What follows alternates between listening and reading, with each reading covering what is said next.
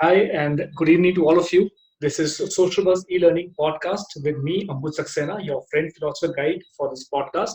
As you might be all be aware that we help keep you abreast with all the digital marketing concepts and updates happening in the online world. And today we've got a very interesting guest for you. Her name is Isabel Leong. Hi, Isabel. Hi, How are you doing? I'm good. Hi from Singapore. Yeah. Isabel is based out of Singapore and she's a full time travel blogger, a digital nomad. You can find her blogging a lot and emailing, and her website name is Bel Around The World. Isabel is an SEO coach and she has launched a few courses on search engine optimization. She's also a content marketer, email marketer. She has got PR experience as well as social media marketing experience. So wonderful to have you here, Isabel. We are really glad to have you here, and I'm sure that your Yeah, knowledge and the conversation will benefit a lot of businesses back in India as well as in Singapore, wherever this podcast or vlog goes out. yeah, definitely. Thanks for having me on board. Isabel, I just want to ask you that now that the post-COVID world is actually shaping up, people are now going out, lockdowns are getting over, people are going out, but still there are some changes that have come about in the lifestyle of people. People are not so much physically present, but the need for businesses is not to be physically present, but be present on digital platforms. So in this scenario, what should be a business having any sort of turnover? What should be the ideal strategy for a business where physical presence no more takes prominence, but digital presence does take a prominence? So, what do you suggest should businesses do while adopting in this world? Yeah, for sure. So I've seen a huge trend um, with brick and mortar stores pivoting their businesses online and starting to build their businesses online through social media platforms and optimizing their websites more just so that they are no longer confined by physical customers, but rather they are able to target a wider group of audience online, and it has no boundaries as well. So if you have an international brand, you are able to reach international customers. So yeah, definitely the move towards the online scene is much higher. Yeah, wonderful. That's a wonderful answer. So, Isabel, how important is it for any business to have a website? There are two parts to this question of mine. How important is it for a business to have a website? And once you do have a website for yourself, how important Mhm. how important is it to have a coherent search engine optimization strategy? Yeah, so I definitely recommend having a website, or even if you have a personal brand, it's always good to have your own platform to show potential audiences or your customers, because it's the platform that you own. And so when it comes to talking to other people, you always have this platform that you own, that you can show others what an expert you are in your topic in your business. And you can also use this platform as a way to share a lot of information about your business. Wonderful, yeah. And on to your second question. Yeah, so how important is SEO? So, in case you don't know what SEO means, it stands for search engine optimization. And it essentially means that it is optimizing your content for Google searches or Yahoo searches or Bing searches, wherever you are and whatever you use. So, it's really important to establish good SEO practices, because with how rampant internet is these days, it's like if you want to search for anything, you would just go online and search for answers to it. And so that is the best way, in my opinion, to attract your ideal audience and your ideal customers, because you don't even have to it's a really efficient way to reach these group of people without paying a single dollar for ads. And as long as you write an SEO optimized article, you can just publish it online and it lives on the internet for as long as your article lives. You don't have to constantly update new content or edit your article. And especially why SEO I personally feel is more important than paying for ads is because us millennials who are so internet savvy these days, we are primed to ignore ads. And people, what users want these days is to be informed. They want to know if they're making the right shopping choice. For example, between choosing between Adidas or Nike or Asics shoes, how will a user decide what is good for running long distance? Do you look at who advertises better? I don't think so.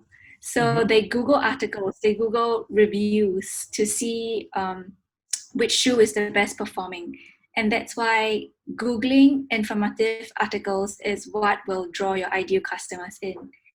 And we would be very guarded if you think that you are being sold to and if you keep pushing advertisements in your face, you would feel like, oh, no thanks.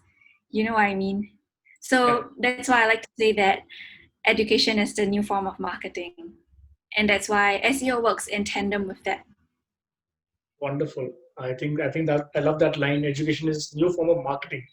So in this new world, I would say that as a experienced digital marketer that you are, helping companies get their visibility higher on the Google search engines. Maybe you Yeah. also, in your conversation, you also say that ads are not as important as they were earlier, and now people tend to go out for reviews and content rather than just ads. So yes, that is right. And in fact, just a few days back, we had also Yeah. done one video on how banner blindness works. So even though you are surfing many websites and you're seeing on ads on the sidebars and on the top header part, but people are ignoring them because their eyes have already, been programmed to look at only the content part of it and not Yeah. the ads. So there is banner blindness that's going on, and because of which the Yeah. outcome because of ads is Can, also coming down, right? exactly. Yeah, if you look at your reader behavior, so when I study reader behavior on how they scroll on websites, it's quite evident that they just scroll past these days. They don't really look at them anymore. They don't pay attention to them anymore. Yeah, that's right. That's right. That's wonderful. So, what is like the best platform for any business to promote itself? But which is the best social media platform? Till now, we have talked about website and SEO and all. So, I'll just take this conversation to what is the best social media platform for any business to promote itself? Yeah. So you are taking one of the equation. Sorry. Are you taking websites out of the equation? You're just looking Um, at social media Social media platforms. platforms. Yeah, yeah. Mhm. I would say that this really depends on what your customer or what your target audience is. So, for example, I would say Instagram is catered more towards the 20, 30s, people in their 20s and 30s. And like, let's say TikTok, it's more catered towards even younger generation, like the Gen Zs. Whereas for LinkedIn, it is definitely catered more towards executive and professionals. So it really depends on who your target audience is, and also the demographics play. For example, in Singapore, we don't really use Twitter at all, whereas maybe somewhere in Europe or in the US, they really use Twitter like it's their second nature. So that Yeah. really depends. And for example, let's talk about Pinterest. Pinterest and Instagram in particular are very visual platforms. So if let's say your business is very visually appealing, like if you're selling furniture or you're selling designer clothes, then those platforms would be suitable for your business. But if you're a service-based business, there is not so much you can share about on visual platforms. And so I would maybe recommend Facebook, LinkedIn, if you're wanting to connect with other businesses if you're a B2B business. Right, right. So I think we can. So I think we can actually bifurcate this question into B2B business strategy as well as a B2C business strategy a bit more. So wonderful. Thanks, Isabel, for Yeah. that. Isabel, just one last question to ask you. Thank you for spending so Yeah. much time with us, and I'm sure that my viewers and socialist community will really benefit from your answers. The last question and the most important question for any business owner is that how should anyone start, or what are the resources that should be available for anybody to start digital marketing or plan out its online marketing strategy? What could be that Yeah. strategy? What could be the resources? How can you help out anybody who's trying to start it off? Yeah, for sure. So if let's say you wanted to start a website, it's really easy to do it these days, and it's also very inexpensive. I do have resources on my website that teach you how to start a website, professional website, very easily, and that's a very DIY can do on your own.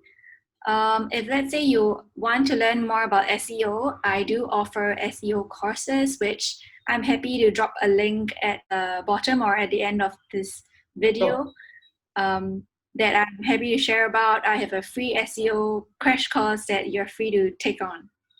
Wonderful. I'm not sure if you know this, but there is currently this bundle called Online Business Bundle, and it has 100 plus different resources for business owners or people who want to start an online business. I really like it. I'm one of the creators in that bundle. I highly recommend it because it has a lot of resources. So everything from how to start remote working to learning about tax-free tips to getting presets and even learning about how to get leads on LinkedIn, how to do Mhm. Facebook or Google ads, and even TikTok. There's even a course on that. So I highly recommend you to check it out if you're interested in growing a brand presence in different platforms and trying to establish your brand online. Wonderful. That's great. So we would love to have that link in the description part of it, so you can share with me and I can share with the audience as well. So with that, Yeah, we end the sure. conversation here, Isabel. It was amazing to have you with us on Social Buzz podcast and vlog, and I'm sure that your answers will actually benefit a lot of business owners or personal brand enthusiasts build their own brands using the right digital Yeah, tools. And I'm sure that your courses that you mentioned are going to be of immense help for all of them. So thank you so much, Isabel. And with sure. that, we end this Yeah, conversation. thanks for having me. Yeah. Take All care right. and bye bye. Take care. Yeah, bye bye.